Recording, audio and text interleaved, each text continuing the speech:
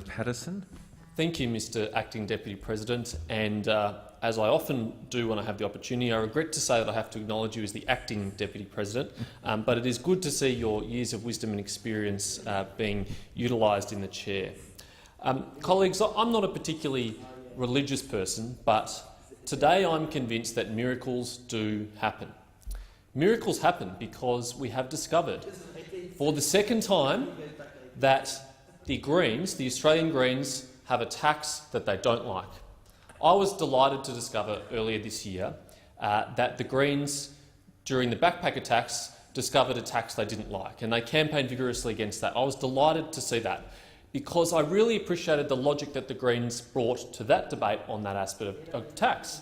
They realised that a tax on someone's employment might discourage people from being employed, and a tax on someone coming to work in Australia might discourage them from coming to work on Australia. And it is wonderful to see that that solid economic logic from the Greens has been applied to a second area of policy.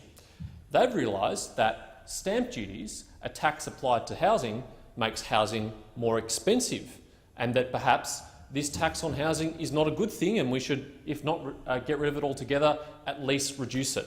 I hope the Greens apply this logic to other areas of tax policy. They might realise that, say, a tax on employment in the form of a payroll tax also discourages people from being employed and puts an extra cost on employment.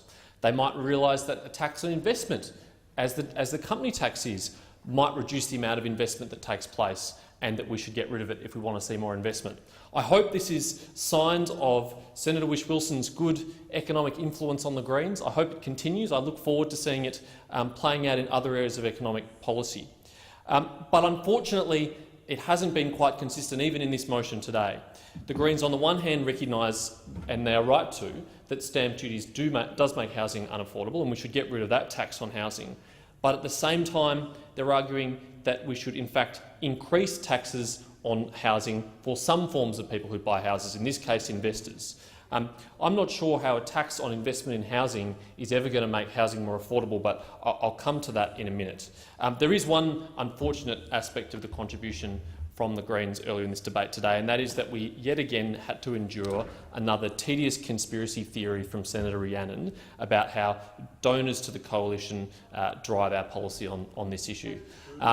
If every time the Greens got up and spoke about renewable energy, for example, one of us got up and said that their policy was being driven by the fact that renewable energy companies donate to the Greens, that would be very tedious. And I honestly don't believe that's true. I believe that the Greens are genuinely committed to renewable energy, whatever the cost, as they've demonstrated.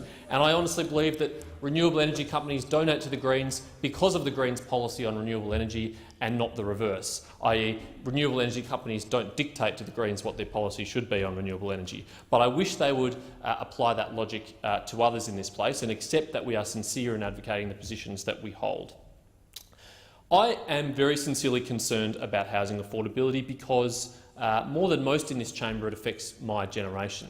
As I've said before in these debates, my wife and I still rent at home in Melbourne. We don't yet own our own home.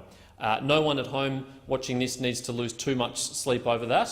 As I've said, I'm on a good salary as a senator, and I'll certainly be able to afford a good home when my wife and I are ready to purchase. But getting elected to the Senate is not a very good housing affordability strategy for most people in my generation, or it's certainly a very limited one. And in fact, among all my peers, my friends in my age group, there's only one that's bought a home and is paying off a very big mortgage. So I absolutely understand the seriousness of this issue. It affects my generation more than any others.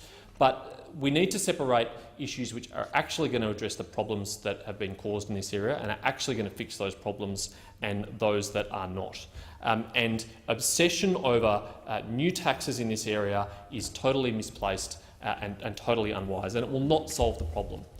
We will see in due course the government's plan in this area, and I'm really looking forward to the budget, where it has been widely flagged there will be changes proposed to help improve housing affordability, and it has been widely flagged that the emphasis will be on supply. And I'm pleased about that because think about any other area of policy.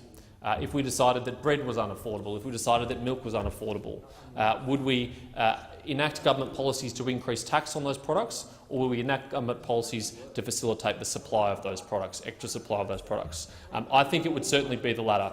And I want to refer to one particular very valuable study in this area, an annual study which I think is the gold standard of policy analysis in this area. It's done by Demographia, an international group, and they compare cities around the world for housing affordability. They released the latest one earlier this year, and there's an excellent article published in Macro Business by Leith Van Onselen on the 23rd of January this year about this issue. And it goes through the cities that have unaffordable housing. Unsurprisingly, cities like Hong Kong and Singapore have relatively unaffordable housing. You can see why that might be the case, because they have a natural constraint on the supply of housing, and so it's obvious there's not much that those jurisdictions can do to increase the supply of housing.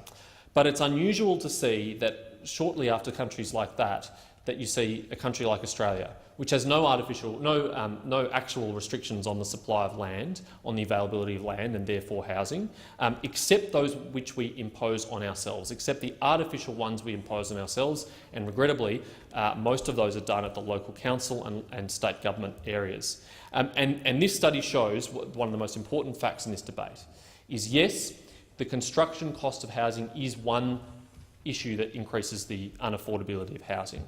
But fundamentally, the source of expensive and unaffordable housing in this country is the value of the land that sits underneath that housing. It is the increase in land values that has primarily driven the increase in housing unaffordability.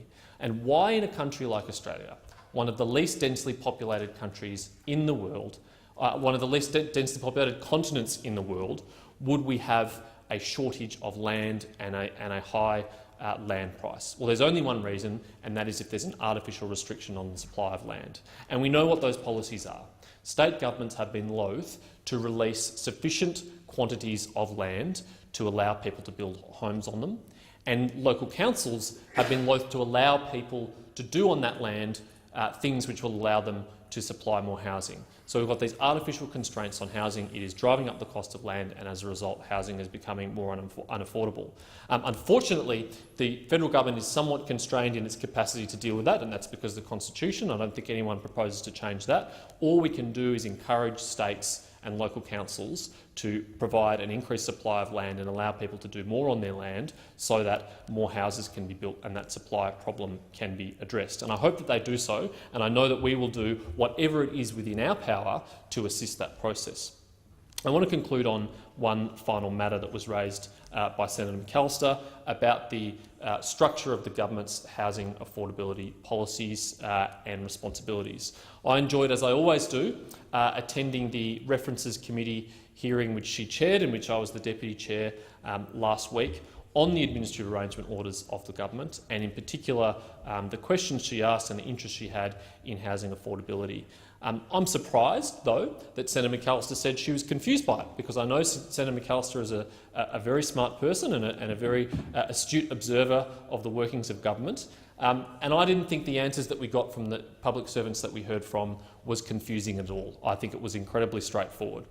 They said, as we know, that historically the Department of Social Services has had a significant area of responsibility in housing affordability, particularly the supply of housing to people in need, people who cannot afford to provide it themselves. That has always been the case. And they said, as we know, that the government has taken a wider interest in this issue and recognised that this is an issue primarily of supply, and that's why my friend, the member for Deakin, Michael Sukkar, was recently appointed as the Assistant Minister to the Treasurer to further assist with this area. It is a whole-of-government problem, particularly at the federal government level, because there are so many moving parts. And it makes eminent good sense to me that we would appoint someone like Michael Sukkar to assist in this area. So I'm not sure where Senator McAllister's confusion comes from. I think it's abundantly clear. And we will see on the budget night the Treasurer announcing the fruits of that work that's been done between the Department of Social Services under Christian Porter's leadership, between the Department of Treasury under Michael Sukkar's leadership, and we'll see that this government does have a plan to address this issue and will make the best endeavours to make a positive contribution to this issue, recognising the fact that primarily the constraints in this area are about supply and they are primarily controlled by state and local governments, and we urge them to do everything they can in their power to provide more land, to reduce the price of housing and make it more affordable for my generation and generations to come.